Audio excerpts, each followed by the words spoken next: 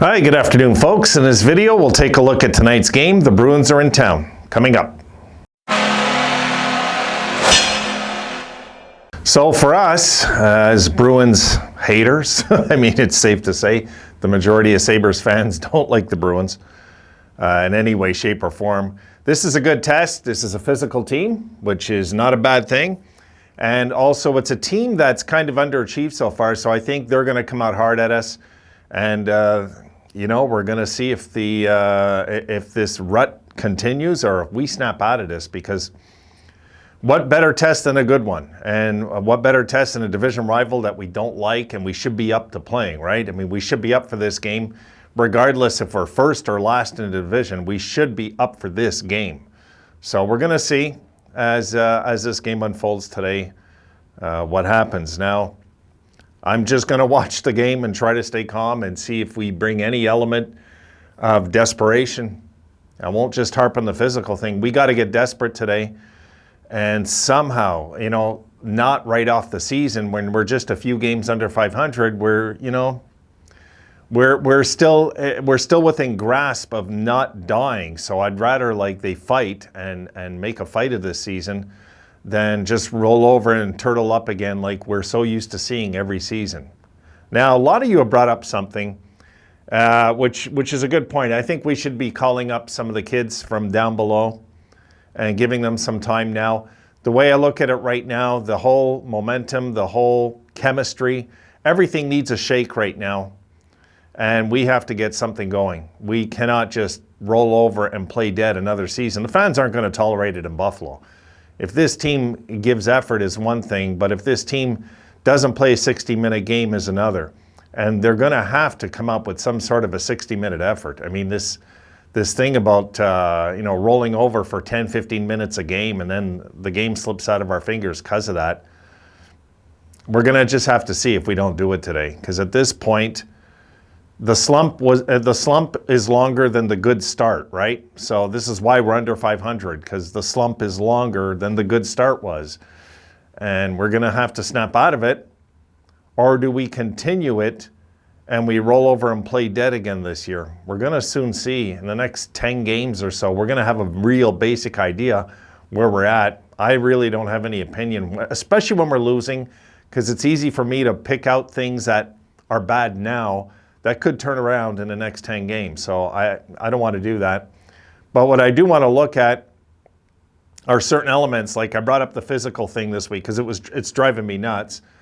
But we'll see in a game like this where they can be pushed around, how they react too. I'd rather see, like some of you talked about, that we lack grit. We lack grit. We lack toughness. Mike brought up we need a fighter. Absolutely, Mike. Absolutely, we need a fighter in this team, without a doubt. When a guy like Reeves was available, why not sign him for a few years and overpay him a bit so we have some muscle around us, and that gives a secure feeling for the players that like to play flashy. There's a secure feeling because there's a price to pay. That team knows if you hurt any of our stars, there's a price to pay no matter what. I don't get why the team is not thinking this way, but we'll just have to see what the plan is. We have to let these guys do their job. I keep saying that all year. We do. We have to let them do their job and see what the end result is. But if it takes them a full year to figure out that we lack grit and toughness, good God. And I think all of us should be running the team then before other people that are running it, because come on, it's an issue that should be addressed, and we should look at this. What have we got to lose? What have we got to lose by bringing in some guys that maybe aren't as talented or as flashy or as fast, but they're sure as hell going to slow down the other team with their grit and toughness when they're coming at us? It doesn't hurt to have. We need some guys in defense that are mean. We need some guys in the forward that are mean. And as Mike pointed out, yes, we need a fighter. I don't care what era we're in. You need a fighter. You need an enforcer. You need a guy that is going to stand up for you when none of you are capable. What do you think Rob Ray's role was on this team for years? He wasn't just this crazy guy, but he was also kind of a heartbeat of the team. Why do you think he got an A sewn on his crest eventually, on his jersey eventually? Why? Because he He was an important factor in the team. He was one of the leaders. And your fighter is one of your leaders. Now, I'm not saying we got to be the Broad Street Bullies. It's not at all what I'm saying, but we do have to factor in that we are too damn easy to play against. And this is why we're losing. It's not lack of effort. It's not even lack of, I wouldn't say lack of talent so much, although our roster is not talented enough as a roster. We're not looking for that this year. What we're looking for, and correct me if I'm wrong, is that we're looking for 100% effort, and part of that effort is to not avoid the boards. Not avoid the boards. God, I seen an average-sized guy like Pekka take out monsters in his prime.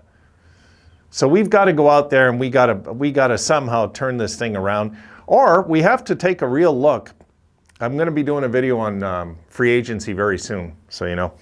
We have to take a look at this. We do. We have to take a look.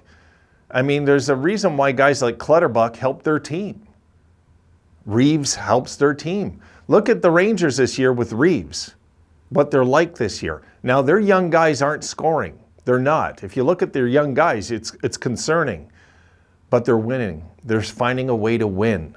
And a lot of that is due to the fact that when you have a presence out there, it wakes up the other guys around you. Everybody's a little intimidated to get lazy, believe me.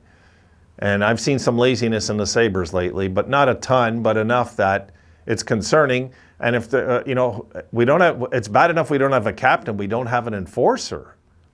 No, we lack leadership. We know that much, but we can't lack grit and leadership and expect to be successful. It's just not going to happen. So let's see what we do today. Let's try and find our identity. Let's try and find a 60-minute game, an impressive 60-minute game. One of you said, hey, it's kind of weird we had 13 hits and they had 8 last game, though, But I said, keep in mind that Columbus was 31st in the league, remember? So it's like Boston's number 3, right? Yeah, they're number 3. I still got my board up. They're number 3, 29.3 hits per game.